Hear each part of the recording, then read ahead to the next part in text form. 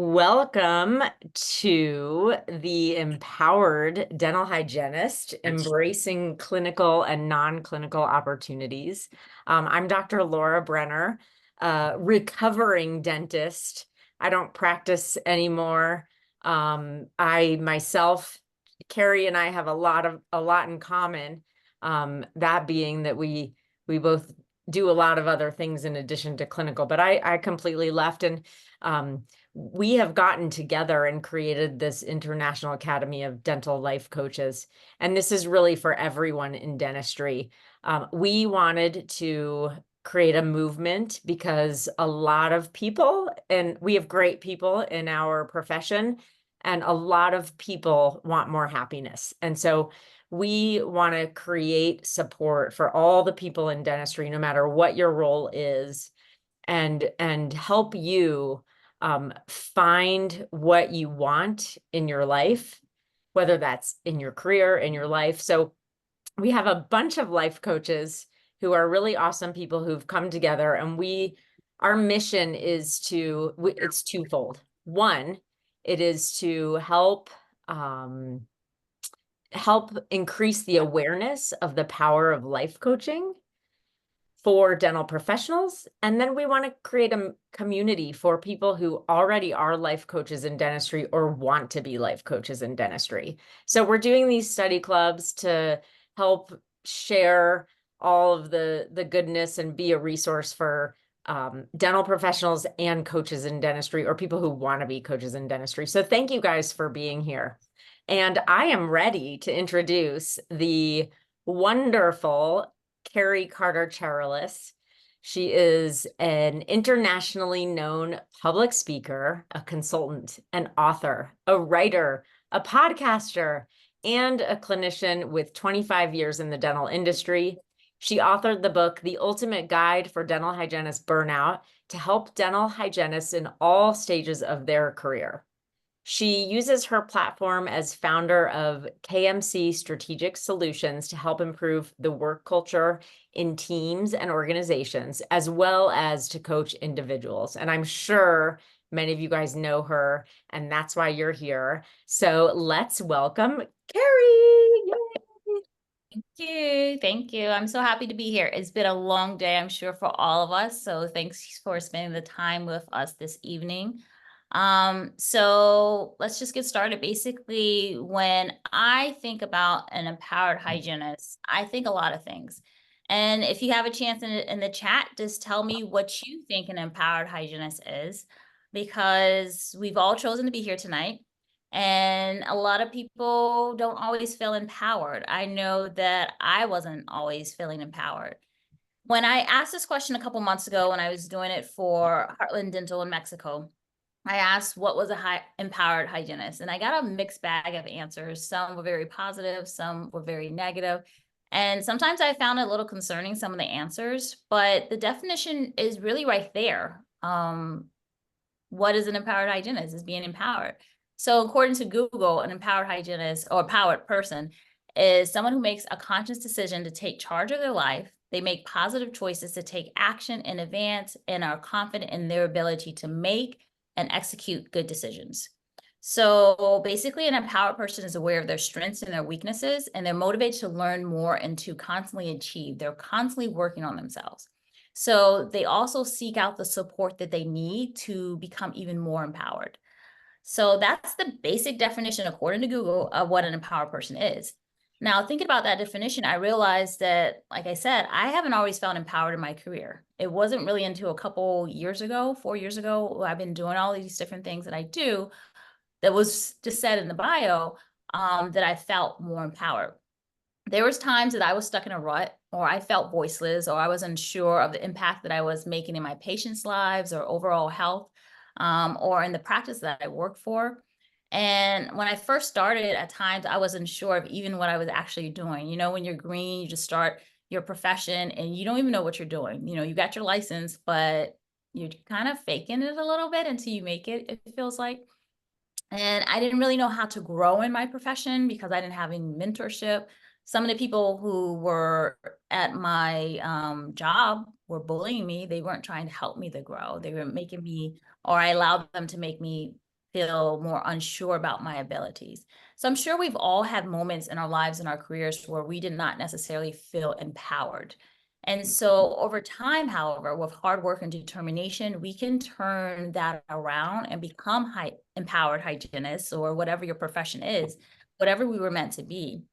And then I know that as hygienists, usually we don't like the term rock star hygienist. Like, if that is on an application for a job, that's the dead, probably no one's gonna apply, or, we're gonna take snapshots and share it in our different Facebook groups and make fun of it, because we don't like the thought of that all the time. We feel it, maybe it demeans us. It doesn't really talk about what we really do, which is help save lives. We want to lift up our profession on a daily basis. And we know that this industry is rapidly changing. There's AI technology, these new protocols, there's new medicaments we can use to help our patients. And so even reading the newest journals, we can see that there's countless newsletters that are flooding our inboxes, and countless journals and countless courses we can go to. And sometimes it feels overwhelming. How do we get to where we want to be and everything? So basically, that's all what I think about when it comes to being an empowered hygienist. How can I continue to better myself while also having that work-life balance and caring about my family? How can I love my profession or segue into other aspects of other non-clinical professions? And that's honestly probably why a lot of you guys are here, because most of us know how to be a clinical dental hygienist, but a lot of people don't know how to get these different opportunities, like maybe what I have or what I talk about all the time online, what you see myself or different colleagues or influencers, what they're doing. How do we get to doing those things? Maybe you want to stay home more, work part-time, be a hygienist sometimes, or a dental professional, and then do these side gigs as well. So basically, that's what we're going to be talking about in this course, so that we can continue to be empowered in whatever we choose to do in our lives. But speaking as hygienists, think about what empowers you. So why did you join the field? Usually it's because we wanted to provide quality care for our patients, and that takes time to be able to do that. It takes the right office, the right support system that's then allow us to provide that care. These are some of the quotes from different hygienists who basically weighed in and told me what empowers them. And we can be that great clinical hygienist when we have that support from our team, when we generally care about our patients, their well-being, and we care about how the practice is doing. Then we can be that clinical hygienist that we want to be. And hopefully we're going to be appreciated and respected at our chosen office. And if not, then it's time to move on to find an office that is going to appreciate us and is going to respect us and allow us to continue to grow within our profession. When it comes to being a hygienist, we are the lifeblood of the practice. It's not just me who says that. Everyone says that. All the consultants say that. Yes, I'm biased because I'm a hygienist, but we really help the practice stay afloat usually. Having a shortage of dental professionals, especially hygienists, is making it hard for many practices to service the patients. The patients aren't happy. They want to see the same hygienists day in and day out when they go for their recare. They want to build those relationships, and we like to build those relationships with our patients as well. So it's really important to recognize that every team member is important, and that we have to recognize that we have to establish the relationships with our team members as well. Jennifer Young is a popular consultant or coach, and I got to see her in Heartland. She works for Heartland as well. And she really enjoys that the dentist that she works with supports her. So that's what most of us want. We want the dentist to support us, support our dental hygienist diagnosis. And when that doesn't happen, sometimes we don't feel as empowered because we feel that we have all this knowledge. We've gone to school, we're a healthcare provider, and maybe we feel that we're being demeaned, or we're just supposed to clean teeth and just sit there. So, that's one reason that people don't necessarily like the profession at times, when they don't feel that they are a valued team member or seen for what they are, a healthcare provider. It's important for us to build those bridges. So, having that collaborative mindset, being a team player, demonstrating different leadership skills. I started off as a dental assistant, so I think that may have helped me in my career for the most part. I still have problems, I still had the dental hygienist, dental assistant drama at times. and everything, despite me trying to help out other team members. Sometimes there's just drama in some of the offices, but making sure that you're helping everyone in the office from the front to the back and really help alleviate different problems. And then we want to build bridges. You know, for years, people have been talking about putting up walls everywhere all over the world. And we know that when you put up those walls, you're keeping people out. But when you build bridges, you're helping to cross over to the next side, helping one another. So it's really important that we do that. And ways that we can continue to learn how to do that is to take continuing education that talks about communication, because we all communicate differently. We all take in knowledge differently. I love illustrations. I love stories. I love movies and videos. Often in my courses, I talk about that.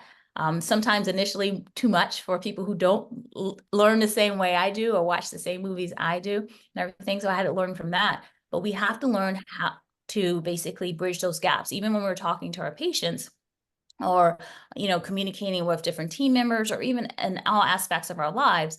We have to constantly be learning different styles of communication so that we can grow. And then there's partnership. So basically enabling us to feel empowered is really when we're working in a collaborative way. Like I said, we have that partnership relationship with hopefully the dentist, hopefully the team. That really can help us clinically. Some offices, there may be a production quota, and we're all about healthcare. We don't like to sell. We, as hygienists, we don't like that term. However, if you're doing what's right for the patient, usually in my experience, you go way above that quota because you're telling the patient the different needs that they may have. And so when we work together as a team, then we can be able to do what's best for the patient as well as ourselves. Now, putting the pieces, the puzzle together is something that takes time. I know during the pandemic, basically, according to research, they said that puzzle makers saw sales grow up 300 to 400%. So we saw on TV, everyone was buying puzzles. People started making puzzles and selling them. Like if you could crack that out soon enough, then people were making a lot of money. My son loves putting puzzles together. And it's the same thing with teams. We basically have to put the right pieces to the puzzle together, with making sure that we have the right team members so that we can have that collaborative relationship.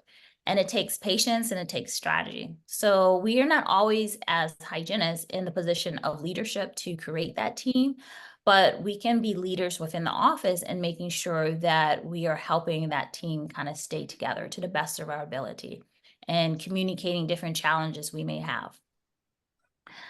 Now, when I think about us as hygienists, I think about us as being prevention specialists, because we basically save lives. That's what we do. Now, we may not be like on Grey's Anatomy or New Amsterdam or The Good Doctor, The Resident, all those medical shows that I love and everything, but we save lives on a daily basis. I see it in the different courses that I take. We hear about how hygienists may refer the patient to the oral surgeon, or wouldn't see that patient for that preventative or therapeutic treatment, the cleaning, whatever. They refer them to having to go to the doctor because there was more than, the blood pressure was too high. So we save lives on a daily basis. We're not just a hygienist. And when we practice together as colleagues, we're allowing our professional opinion or diagnostics to be seen as being relevant to that patient care. Some of the things we do on a daily basis is a lot. We do all these different things here listed, and is in lists basically what we're doing now. So it's very important that we stay up to date because the protocols are always changing. Quite honestly, sometimes it can be a little confusing with the new perio protocols that are out there. And so it's important for us to What are you stay talking about? so that we can really Oh, help patients. So that's this kind right of when here, I sent it. I was like, I don't really know what this means, but this right here basically shows all the different roles that we can have, and what we can do to increase our skills with seeing our patients on a daily basis, and how we can work with the community as well as with our team and advocate for ourselves as well as to advocate for our patient. So this particular hygienist right here said that an empowered hygienist has developed their own standard of care by taking high-level CE courses. Now, the American Dental Hygienists Association has a standard of care, a link. I don't have it here. I can send it to you later. and everything, but they basically have the standard of care. And sometimes we may not know what it is. They are actually updating it. It should be out this year because the last update was like 2015, 2016, when I read it a couple months ago. But knowing that standard of care can really help us to try to get the office to follow it. Sometimes we're at offices and it's like the Wild Wild West, and everyone has their different opinion, but following the correct standard of care can be helpful. So this is me, my son and I was at our office that day. I was doing some content work for some different companies. That's one of my side gigs that I do. So basically I was taking different pictures and videos and things, and he was my patient. He's not always the most willing patient because he's a kid, but so this is basically one of the things that I'm able to do as my side gig. And basically over time, I have built this career where I can feel more empowered. But at times we don't always feel empowered. And Dr. Laura actually was recently, like she said, if you were on earlier, she was over in Africa with Morris Mugo here. And so he has his own business. He's a dental hygienist, and he has Safari and Smiles, where he takes professionals over to Africa and other countries, and they do mission work. He shows them, if it's Kenya, his home country. They have CE courses and everything. And I remember when he first came out with that idea, and in a Facebook group, he was talking about it on Trapped in the Op, owned by Elijah Desmond. But he says right here that I am empowered by my own passion to help as many patients as possible and my love for meeting new people. There are days I feel less empowered by some parameters outside of my control. These are sometimes caused by insurance companies dictating what can be done, and patients want to do what the insurance covers. Example, one has perioral, wants to just do a regular cleaning. That's what their insurance covers. So I'm sure you guys have dealt with this, right? You have to present treatment to a patient and everyone just wants what they're covered. So it can feel a little draining because on a daily basis, sometimes that happens. When I worked at some DSOs and I had to present treatment on a daily basis, I had patients yelling at me. So, little by little, that empowerment drains by the end of the day because you know the proper treatment the patient needs, but they don't necessarily want to pay for it. And we know everything's expensive these days, so I understand it, but we want to try to give them the best treatment. Other things that are draining us from feeling empowered is we may be afraid. A lot of hygienists, we are afraid. We're afraid to talk to the doctor about our feelings. We're afraid that maybe we'll get fired. We're afraid to talk about bullying or to stand up for ourselves or advocate for ourselves because we don't know how that will go, if it would be good for us or not.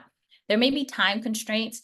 Maybe we work in an office that is shortening the amount of time that we can see the patient, but extending the procedures that we need to do. Like I said earlier, patient response, it may not always be favorable. Unfortunately, some patients are just downright nasty right now. Seems like after the pandemic, people's, have gotten a little worse, a little short of patience. We may need to work on our own leadership skills, or we may not have goals. So we may want all of the things, but not really have established set goals to get that. Or we may have lack of support. I've worked in plenty of offices where I've had lack of support, even implementing things that if it was a corporation that the corporation head wanted me to do, maybe it was a oral cancer screening with a new type of device and the dentist didn't want me to do it. So that can really not make you feel as empowered because you're a healthcare provider, you want to give your patient the best care and you feel like you have handcuffs on.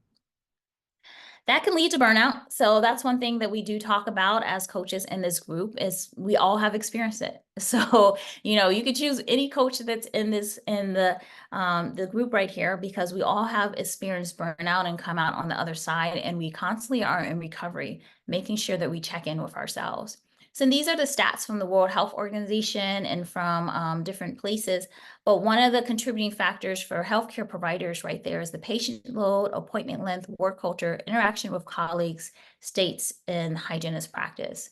So one big thing that we're all talking about right now is the compact. If we can go to another state and practice without having to take our license all over again, especially people who may be in the military, that can really help us out. There may be an amazing opportunity in another state, but we don't have the resources or the patience or anything to go across the state lines.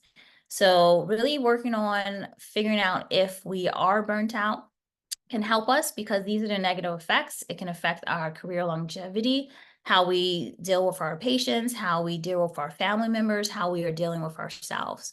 So making sure that we are checking in can be important. Having that professional guidance is important. So seeing a therapist or coach can really help you find yourself in your way. I just had my therapy appointment, I think, Tuesday. So yes, Tuesday, yes, with my therapist. And one thing she got me was like, can I say no to things? Because I always say yes. I encourage people to say yes, because it increases your opportunities. Like the bio that was read, I have all these wonderful opportunities, but sometimes it can feel overwhelming. So sometimes I do have to say no, right? Maybe I can't speak somewhere when I love to speak, but maybe it will be a hardship upon myself or my family, or is already a conflict with other things. So recognizing that talking with a therapist or a coach can really, they can listen to you, but then they can also ask you different questions, or help you with behavior modifications. Or like my therapist, she'll be like, is there something that I can help you with? Or maybe she'll send me a particular article or things. And then working with a coach is good as well, because if you have different career goals, then they can help you to work on different steps to achieving those specific goals. Or, you have someone to bounce off different ideas about. Another big thing is the skill set, mindset, structure. So I will admit that I didn't always have a positive mindset throughout my career. When you're dealing with burnout, you can become very cynical. I have a Facebook group of 9,000 plus people, and sometimes they're very cynical. Sometimes they burn me out, honestly, because, we can bum one another out with a lot of venting, which is good. We all need to vent. We all need a safe space. But sometimes, when you're constantly being negative because you're dealing with that, then you can stay stuck. You can feel like you're not going to grow. So a growth mindset is characterized by willingness to learn. So you want to embrace challenges, you want to persist throughout setbacks, and you always want to be on the path to learning and to growing and improving. But at times we can limit ourselves. And then sometimes we may want these non-clinical opportunities I'm going to be speaking about soon, but you got to work on your skills. I graduated in 2005. So if I haven't updated any of my clinical skills or any type of skills since then, I'm behind. And I can't necessarily be kind of jealous of other people who've been constantly updating their skills, who are getting amazing opportunities, and then wondering why I can't. So there's times that we have to continue to update our skills. Honestly, today I actually signed up for my the college that I went to for dental hygiene. They have a bachelor completion program, and I signed up for them to reapply to college and to start taking my bachelor's probably one semester, one class a month, because not a month, a semester, because I'm so busy. But that will allow me to continue my skill set. So as I get older or I want to increase my opportunities, then that's something that I can do. I see in the box, Eric has, do you recommend a standard operating procedure or mission statement from the hygiene staff? That would be good. I think if the doctor would allow that, then that would allow the dental hygiene team to feel empowered. So if the hygiene team can work actually with a group of hygienists, with a group of dentists or whoever that empowers them to have that mission statement, that would be great. If they can be all on the same page of the protocols and how they want to operate and how they want to treat patients, then that can definitely help, because a lot of times people are all over the place. What dental hygiene bachelor completion program did you apply for? So my school that I go to is Palm Beach State. There's another school, St. Petersburg Community College, that has the dental hygienist bachelor's program. I've been accepted to that program several times in the past. I just never actually did it and everything. But Palm Beach State, I'm interested in probably going for the business degree program. They have either the entrepreneurship aspect, and since I'm an entrepreneur, or they have health management. So those are the two options that I'm looking at. I'll have to talk to an advisor. But I just picked that one because I probably can do it online and it's closer to the house and everything. So, but there's tons of programs out there. I have a list somewhere in my phone. If you email me, then I probably can help you with that. So it just has to be something that you actually are interested in. During the pandemic, I was interested in going for psychology, maybe at the universities here online. So I still love psychology, but since I'm more into business right now, I think that that would be best for me at this time. The last thing is tool sets. So just as we have a lot of tools in our armamentarium as hygienists, we have to continue to make sure that those tools are sharpened, that they work properly. So we have to continue to add to that. It may be different technologies that we have to learn. It may be scanning. It may be learning new medicaments like Curidon, different things that we have to do to stay up to date and competitive with other hygienists, other people or professionals, basically. And then once again, like, we have to work on our mindset. So just think about times when you don't always have the most positive mind, or maybe you have imposter syndrome. That's something that I've fought in the past, being a speaker, maybe feeling that what do I really have to say? Are people going to listen to me? Does this make sense? Maybe I don't speak as fluently. You can start to really put yourself down, to have what some call gremlins in your own mind. And you have to recognize that every day we have so many negative thoughts and we're fighting against them. So we have to put those positive thoughts out there for ourselves and become more solution oriented. So let go of those different beliefs that tell us that we can't do something, or maybe we can't get a alternative career because we don't have a bachelor's yet. I see that all the time in different Facebook groups where a hygienist will ask, what can I do other than dental hygiene? I only have an associate's. And like, I have a lot of different things that I do, and I have an associate's as well. So some jobs definitely may have a requirement and want you to have a bachelor's or a master's even. Some of the educational opportunities, they want you to have a master's. However, there's plenty of opportunities out there where they will accept your associates. A lot of time it's based upon your personality and how you present or how you brand yourself. So we have to really stop having that story that we tell ourselves, like Brene Brown says, that, that's what's holding us back. So sometimes it's not what's holding us back. We may have to put in a little harder work at times, but that's not always the reason. And then we have to take ownership. So we have to really think about our own lives and having that control. I know that a lot of hygienists feel that the dentist has all the control or the office manager has all the control, but really it's your life. You're an adult, you have the control. You don't need a hall pass generally to go about your life. And so taking back that control, learning from your mistakes, building trust with others, working towards achieving your goals is important. We make mistakes. I make plenty of mistakes on a daily basis, especially since I do so much. There's times I forget things and I have mommy brain and everything. So recognizing that, yes, you make mistakes, you're human, but you can keep moving forward. And then working on professional development. So that's something that I did not always do in the past. That's something that caused me issues. And one reason was that I see that question in the comments, how do you deal with conflict at work? Sometimes I was a runner. So we learn in school about basically, fight or flight. And at times I was afraid and I flew. And so what I encourage people to do is to use communication. It doesn't always work well when you have bullies, but to be more communicative with our team is what's important. If you have a problem, to try to initially, how I've been taught, is go to the person that you have the problem with, instead of having gossip throughout the office and things, but basically to talk to that person you have the problem with initially, and then to make sure that you, if that doesn't work, that you go to maybe positions in management so you guys can come together and talk about what is going on.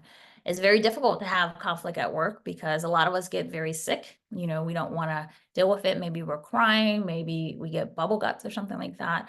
But basically, the right chain of command. And then if that's not working, because unfortunately sometimes management will keep bullies in play or may work against you, then you have to maybe think about if you can stay in that environment or not, if it's going to negatively affect you or not. With different career advancement opportunities, a lot of hygienists don't think that they can do anything other than, or we don't have anything available to us other than clinical hygiene or being an instructor at a college or a pharmaceutical rep.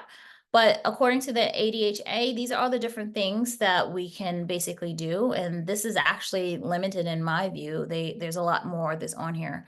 So saying clinician, entrepreneur, administrator, educator, researcher, public health, corporate. But I'll go back. Sorry. So that's on the ADHA website.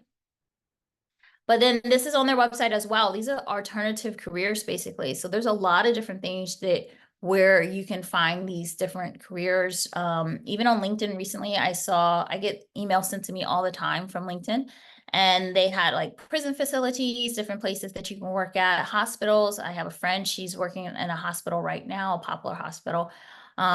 So there's a lot that's available for you. The Indian Health Services, I actually am supposed to speak for them in August, the U.S. Public Indian Health Services. I'll be speaking for the Public Health Services next week. So we just want to make sure whatever we're doing is in alignment with ourselves and what we want to do so that we can grow. I know that it can feel difficult at times to feel like we can get these opportunities. So put in the chat basically what jobs you would be interested in. What are some of the different career opportunities that you would be interested in getting? And then we can kind of talk about how to go about getting those different opportunities.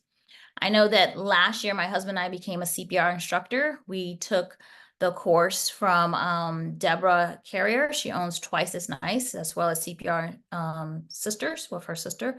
And so now that's something that I'm able to do is be an instructor.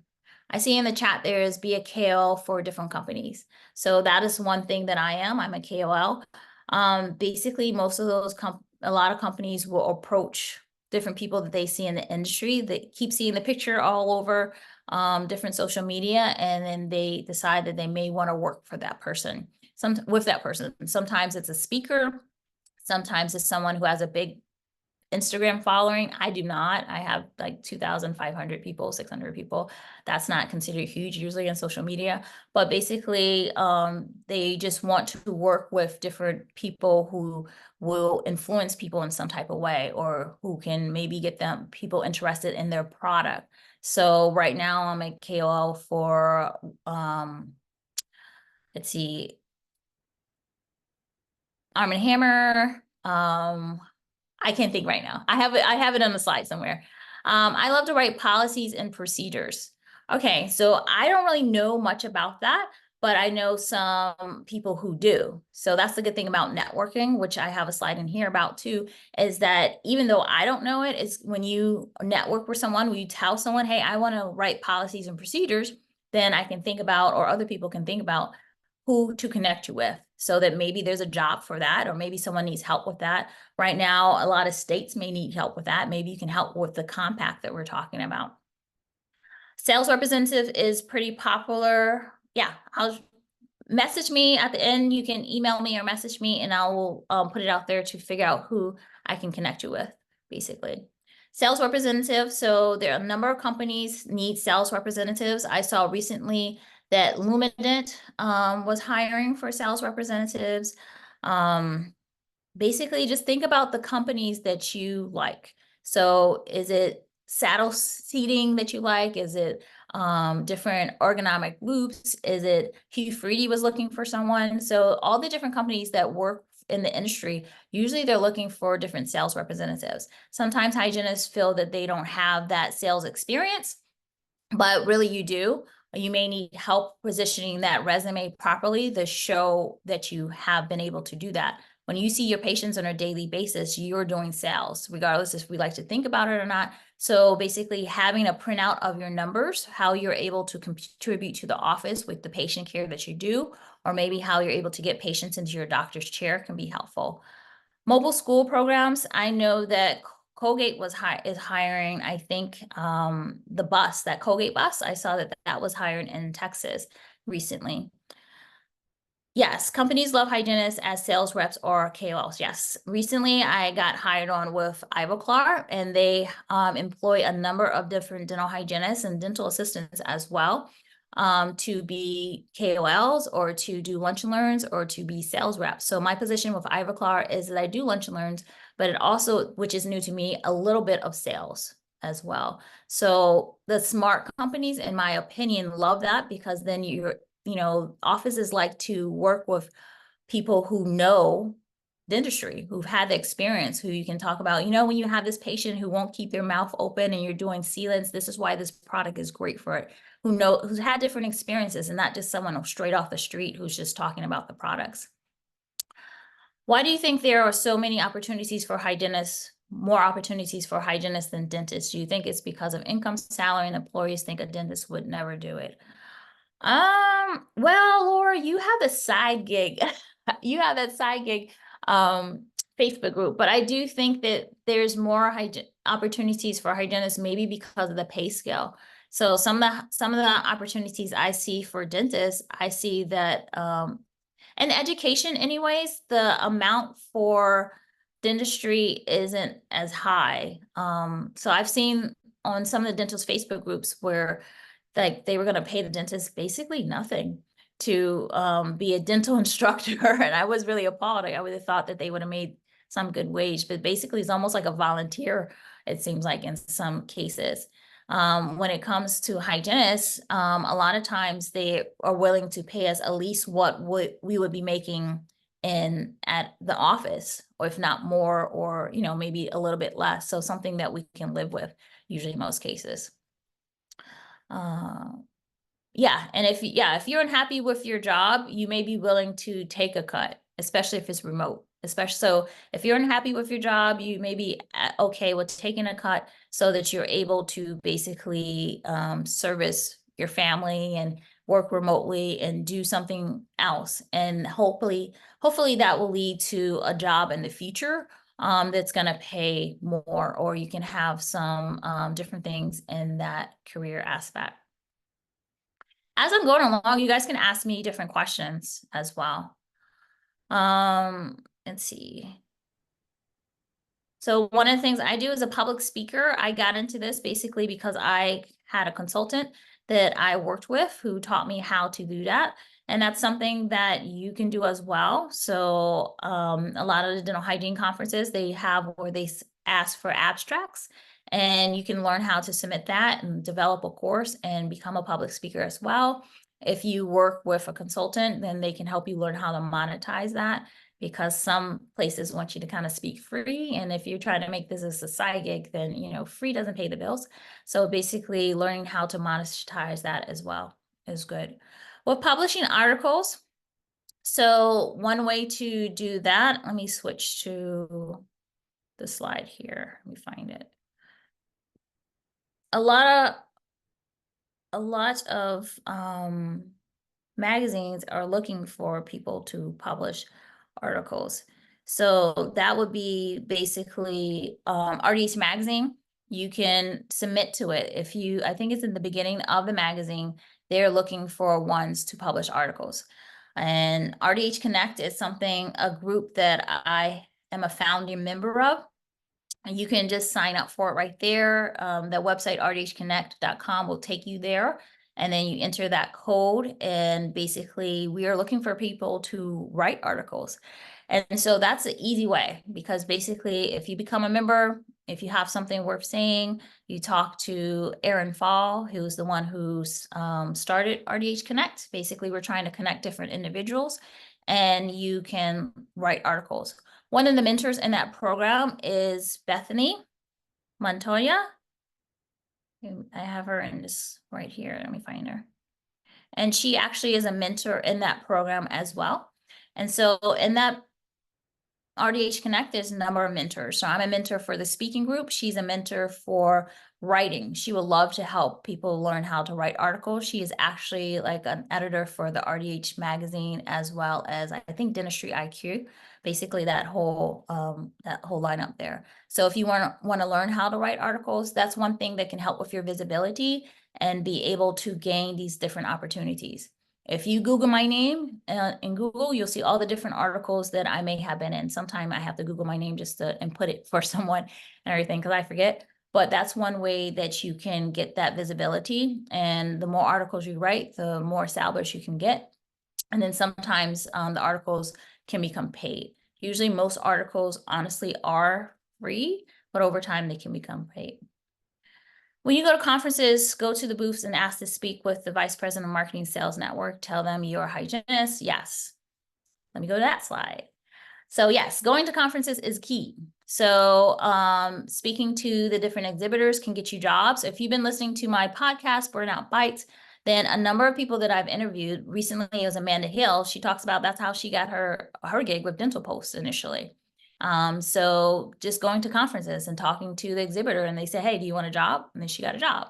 And that's how I've gotten different sponsors for my speaking, is talking to the different exhibitors, giving them my card, telling them what I do, and then connecting later. So that's one way that you can get different opportunities. Networking is a big way as well. So I will be speaking at RDH Connect. I will be speaking at RDH Under One Roof, but also I will be working an exhibit that I was just asked if I would work the exhibit, and that's because of networking.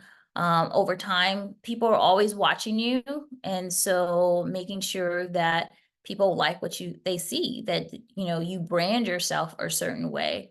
So when you're networking, you're trying to build different relationships, and you should always be networking. It shouldn't be just to use people or to get something from it, but to basically make sure that you're building these different relationships that are going to be powerful, so that just like someone said, hey, you're interested in writing policies, you want to be connected. Okay, message me. I'll reach out to my network and see who can help you with that, or if there's a job available for that. If you don't say anything, then no one knows what you're interested in doing. So just like was said, yes, definitely go to the booths, talk to people, see if there are any jobs available. That's what's important to do. Oh, going back to RDH Connect, so creating a profile is very important on the website that they have there. I've actually gotten a speaking gig from doing that. I got to speak in Destin earlier this year, just from them seeing my profile. So that's very important to do. This site is only for dental hygienists, but basically creating a profile is key. One of my friends, Karen Gordon, she got a speaking gig. She's a dental hygienist and a chiropractor. She got to speak at 2 different chiropractor events because they saw her profile. So that's something we're encouraging basically hygienists to basically do, is to actually put in the work. And that brings me to this slide with Alice in Wonderland, because in order for her to get to where she wanted to go and through those doors, she had to put in that work. And so we have to make sure that we're doing that as well, because what are we going to have to do to get to where we want to go? Work is usually required. We want to make sure that we are basically taking that continuing education credits. So not just to do it because we have to do it to keep our licensure, but to do it because, that can really, we may find our niche. We may find some passion. Sometimes hygienists talk about they hate scanning. They hate that doctors are making them scan now and everything, but I see plenty of jobs for Align recently to teach people how to be scanners or to work remotely. I see different companies are having that. So maybe instead of thinking about it's one more thing you have to do, think about how this can benefit yourself or the practice and everything. Of course, hopefully you have time and it's supported, but think about how you can learn how to do these different things so that can position you maybe in a job in the future. So find what you're passionate about. Maybe you hate scanning, but maybe there's something that you can learn how to do. Maybe you like AI. Recently, Pearl was hiring. I looked at it at the different jobs. So there's different jobs available that may be work for you. Let me see. Looking at making sure you get the support that you need. So we did talk about coaching. We did talk about networking, having the networks. So going to different conferences can be very helpful, and that you can learn what's new out there. And you also can network with different people to be able to build your own program that you may be interested in. Mentorship is important. So basically that's how I got to where I am. Jasmine Haley was the person who I consulted with or who mentored me. The ADHA has a mentorship program. So in case you did not know that, that is available. So I said RDH Connect has a mentorship program that we are helping people who maybe be interested in being KOLs or being into social media or speaking, all these different things, there's usually someone who can help you along, who's willing to help you to do that. Is there any questions that anyone has? What has been beneficial for me is LinkedIn. So that's how I've gotten a lot of different opportunities. That's how I saw my recent job that I have with Ivoclair. I saw that posted. So I encourage you to have an active profile on LinkedIn to connect with different companies that you're interested in working with, to follow different people in those companies, because at times the companies may not post the actual job. I've learned it may be, let's say Dr. Laura, she may be told, hey, can you post this job so we don't have to pay for it and everything. So they may have different people in the company post a job. And if you're following her, you're going to see it. If you're not following her, you're not going to see it. So that's one thing, is that one of my sneaky little things is that I follow the company and then I follow different people in the company, or I connect with them. So learning how to do that, you can go on YouTube and learn about LinkedIn. There's plenty of videos out there, how to make your profile, what to do, connect with me, look who I'm following. There is a cap, it's free and everything. Yes, there's a lot of workaround around the postings. But you also can go in the job section with LinkedIn and you can input, if you're interested in mobile dentistry, that you can input mobile dentistry for your state or your area, and you may see something come up. One day I couldn't sleep, and I just, for my Facebook group, I just inputted a whole lot of jobs. I was just on LinkedIn because people were complaining that there's no jobs out there. They wish they could work at a hospital, or they wish they could work at a prison or whatever. And I was just like, I was bored. It was 2 a.m. I couldn't go back to sleep. And I just put like hundreds in my Facebook group. And so they're available in my Facebook group. Other people put it as well. I encourage them to do it because I can't be the only person. But, there's tons of jobs available. And Elijah Desmond's Facebook group, Trapped in the Op, let me pull up the Facebook group slide. Basically, people put jobs in there as well. Either they're hiring for their specific entrepreneurial company, or they find a great position in there as well. So I do encourage people to follow different Facebook groups, because that's where sometimes jobs are placed, or that's another way that you can network with different people. See. I always encourage volunteering, because volunteering helps you to connect with people who are like-minded. When, if you got to go to Africa with Morris Nugu and Laura, then you would have been connected with other people. You would have had that whole time to talk about what you're interested in doing. So maybe you can't go to Africa, but maybe there's some local volunteering opportunities. And by talking to different people who are on site there, getting to know the different professionals, usually the professionals who are volunteering are going to be more caring, going to be more empathetic. They may be employers that you would like to work with. So working with them would be something that may work better for you. They may have a mobile dentistry. This particular hygienist, I can't think of her name right now. This is her own personal mobile bus van, basically, where she does the different treatment to different to the community. Any other questions? As we are getting a little close to our time, I want to respect the time. Right here is important. So what is your brand? So we know that when we look at these companies, you have a thought already. Nike is just do it. Amazon, a package comes to my house almost every other, I don't even remember what I ordered. And I'm like, oh, it's a present that I ordered for myself. Certain brands you may like, some brands you may not like. Some people are banned, there's a controversy all the time with some particular company for whatever's going on. But just think about, what is your particular brand? And so I have a brand, even though I may think it's just little me, I have a brand. My brand color is hot pink. So I wear hot pink and yellow and aqua. Those are my brand colors. And basically how you show up in the world is how people see you. And so just like these companies, they may have a particular reputation at time. That's that credibility. You have a personal brand as well. That's your visible brand and the values that you outwardly are showing on a daily basis. So you really have the power to define yourself and align yourself with having good intentions. You can change your brand over time. You know, some companies didn't always have the best branding or messaging, or if there's a scandal, they have to hurry up and try to fix that. And that's the same thing with us. So I encourage you to watch your brand because people see that. I've gotten jobs because people have seen me over a period of time. It hasn't just been like right away. People are always watching you. They watch you from afar, they watch you online. You know, I particularly do like it when the ADA likes one of my posts and everything. I'm like, yay, because it's the American Dental Association.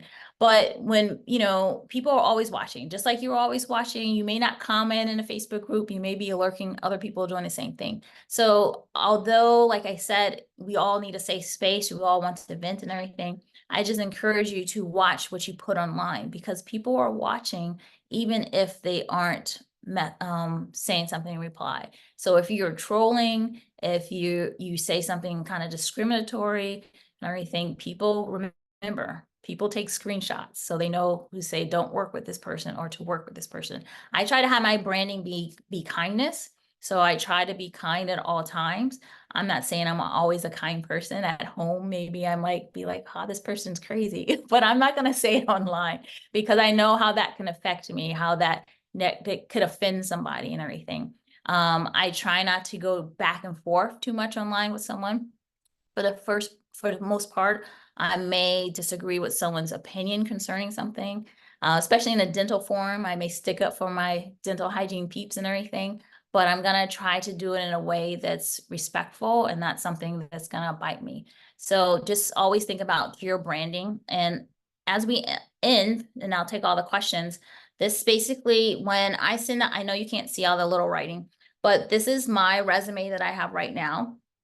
So in my particular resume, I cater it to maybe the job I'm getting, and I see the formatting's off because I just copied and pasted real quick.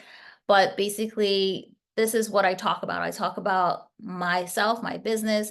It has my clinical experience. It has all the different courses that I've given and everything. This is like a part of my speaker kit that I send out. So even if you don't have these different things right now, basically try to separate yourself, distinguish yourself from your other colleagues. I have plenty of people who tell me in Facebook groups, or I see where they say that, you know, they're applying to all these non-clinical jobs and they don't get anything. They hear back from it. Or, you know, I send the same jobs that I applied for, maybe got to my Facebook group or to different close friends first. And then sometimes they don't hear back. And I'm like, well, how did you email them?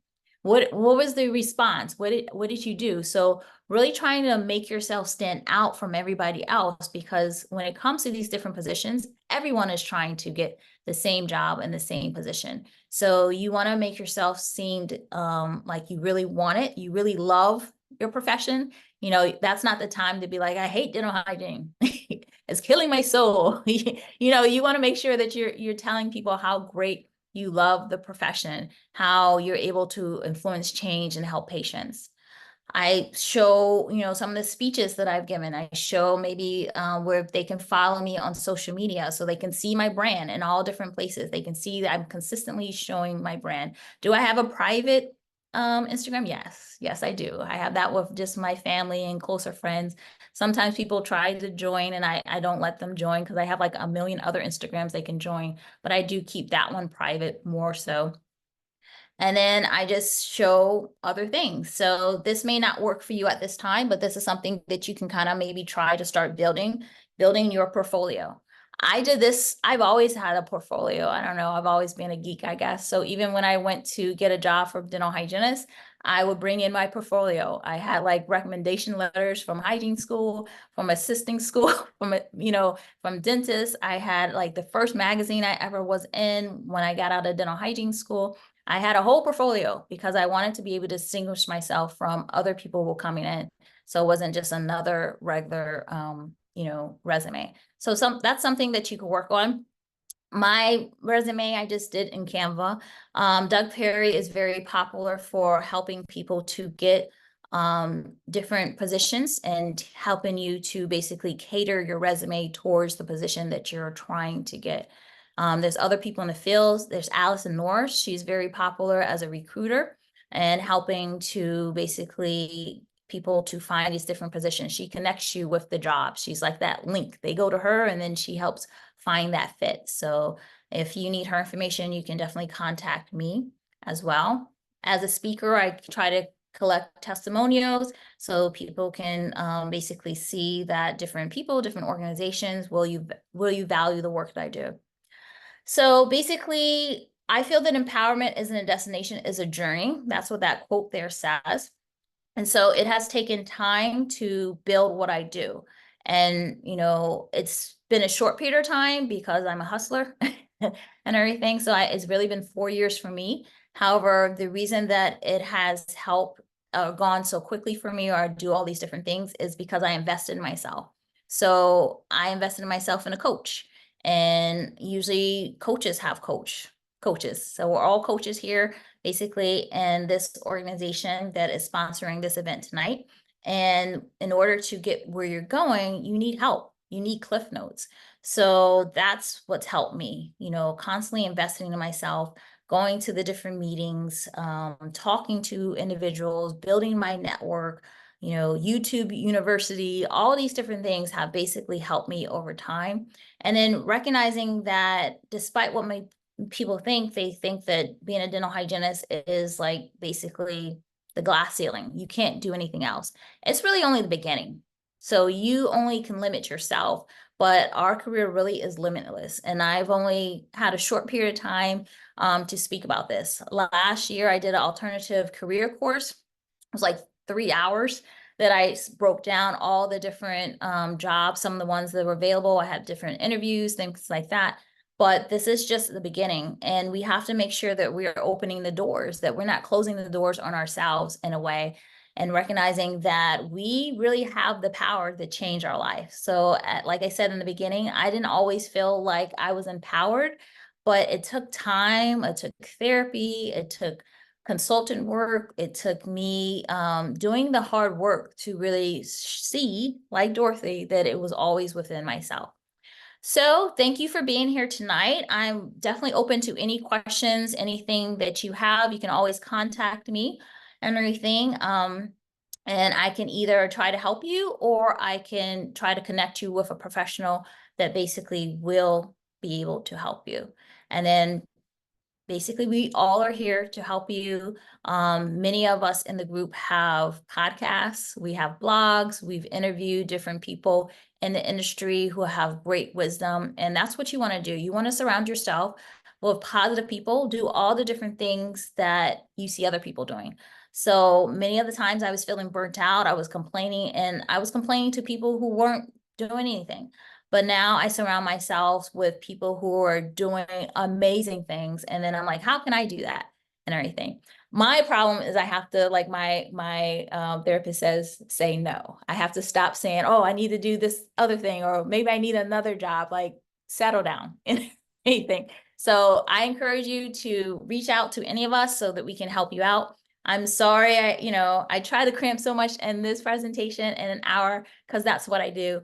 But you just have to listen to me somewhere else to learn more information and get a little tidbits, like little breadcrumbs here and there. Any questions?